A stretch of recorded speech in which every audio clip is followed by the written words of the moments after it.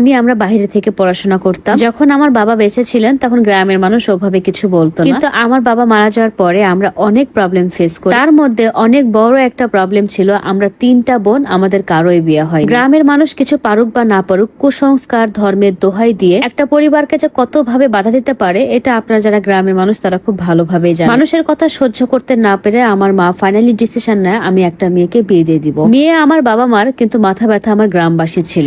বাবা অনেকের বেটিরা অনেক বড় বড়, কিন্তু বিয়ে হচ্ছে না। আমি ছোটবেলা থেকে খুব ক্যারিয়ার ওরিয়েন্টেড, ভালো স্কুল কলেজ থেকে আমি পড়াশোনা করেছি, পড়াশোনা শেষ করে আমি জব করেছি। আমি যখন স্টুডেন্ট ছিলাম তখন থেকে পড়াশোনার পাশাপাশি আমি জব করছি। যেহেতু আমি ফ্যামিলির বড় মেয়ে ছিলাম, সো বাবা মারা যাওয়ার পরে সব দায়িত্ব আমার উপরে আসবে, এটাই স্বাভাবিক। আমার মা চিন্তায় পড়ে যায় যে বড় মেয়েটাকে বিয়ে দিলে তার শ্বশুর বাড়ির লোকজন যদি আমাদের দেখাশোনা করতে না দেয় তখন কি হবে। আর আমিও বিয়ে করতে চাইতাম না, কারণ ওই টাইমে আমি যাকে বিয়ে করতে চেয়েছিলাম সেই মানুষটা আমাকে বিয়ে না করে আমার সাথে খুব বড় ধরনের চিট করে অন্য একজনকে বিয়ে করে নেয়। তো আমার মেজো বোন বুঝতে পেরেছিল যে এই মুহূর্তে আপু কখনোই বিয়ে করবে